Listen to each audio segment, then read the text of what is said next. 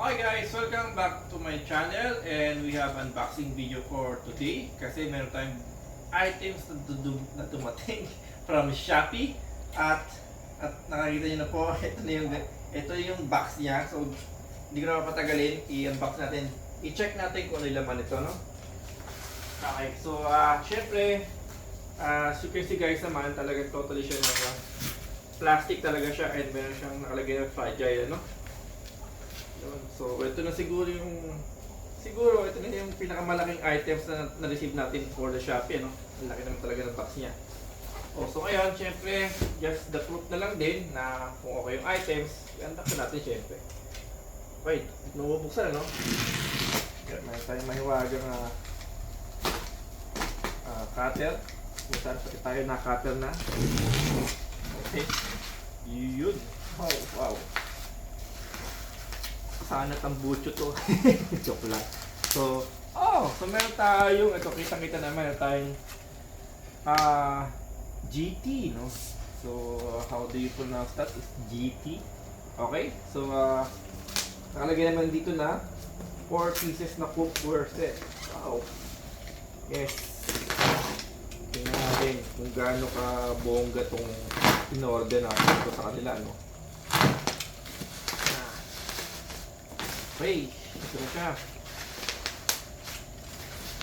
Okay, so dito sa box, nakalagay na agad dito, it's non-stick and 4 pieces siya na cookware set. Yan. So, it's like ang materials niya is aluminum alloy.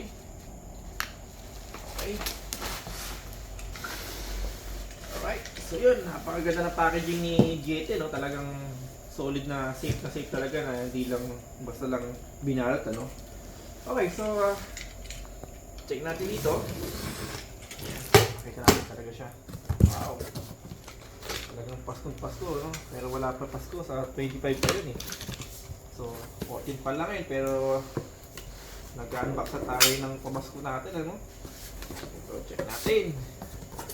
Ayan po. Woo! Wow. So, ayan, kitang-kita na.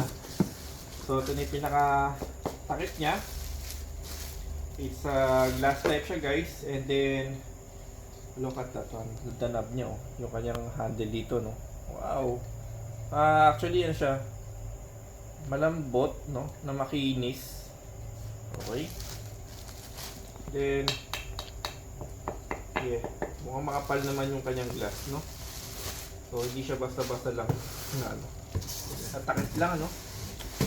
Okay, so ito pa isang takip, same lang naman din. Yan, makinis to, kapal din, no? And then it's like a stainless, pero hopefully talagang original na stainless to, no? Ayan, masarap siyang hawakan, no? Parang rubberized. Makinis, oh. Wow, mas makinis pa sa'yo. Okay, so yun, nakalagay din dito sa plastic niya is GT. Parang pwede man jetty na lang. Okay. So yun. What we have here more is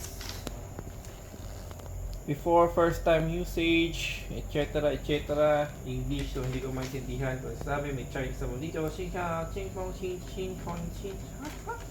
Good China. Okay. So, and then meron siyang certificate of inspection, ano? Yan, kitang-kita naman. Talagang well quality talaga siya. So, yun. A strip o meron siyang maliit dito, no? Yan. Check natin yan syempre. Yun. Talagang ang sarap niyang hawakan, no? Pero yun nga, makapal din syempre. Glass type. And okay, wow. Kitang-kita naman, no? Ito yung una nating lutuan. Wow. So, yung pati handle niya, meron siyang bubble dito talaga, packaging talaga, hindi tinipid. And then, ito na, hawakan na natin syempre. So, yung handle niya, sarap pa. Sarap hawakan ng handle niya, oh. Makinis talaga siya. Parang rubberized siya, no? And then, yung ilalim, ayan, stainless type siya, no?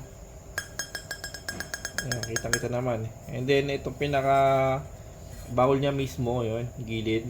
It's like a ceramic, ano, Yan. So, yun ang pili natin. Ceramic type siya. Okay.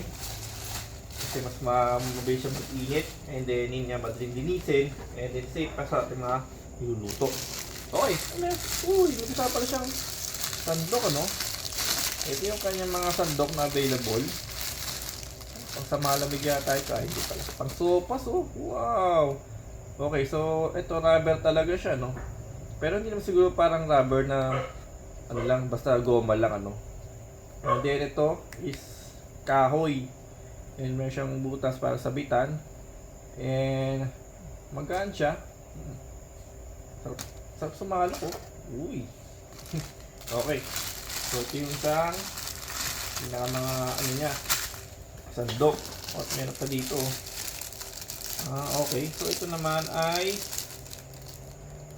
wala siya nakalagay pero purely natural. Okay. Nangulukan to. Check natin yun. So, kahoy talaga siya, no? Parang siyang ng bamboo. Amoy ko nga. Nga, no? Bango nga. Amoy talaga. Okay. Ano pa meron dito? Okay. Paper, kahon, talaga yung packaging, hindi tinipid. Talagang safe na safe yung ating cookware set.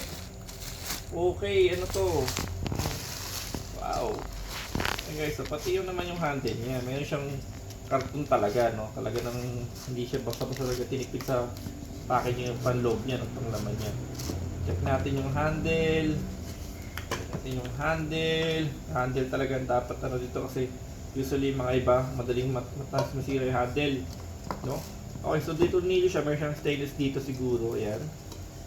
Sarap talaga niyang hawakan, no? Talagang baka di mapapasok dito, no? And then, ilalim syempre. Wow. Stainless type talaga siya, no? Ito, hindi talagang linisin to. Ayan. Pagka gumamit tayo ng sponge dito, talagang dudulas na lang siya. Ayun. Then syempre ito, ceramic type siya, no? Ayan. Kasi usually dito pag ang mantika, ito klase ito, napakadaling linisin ito, no?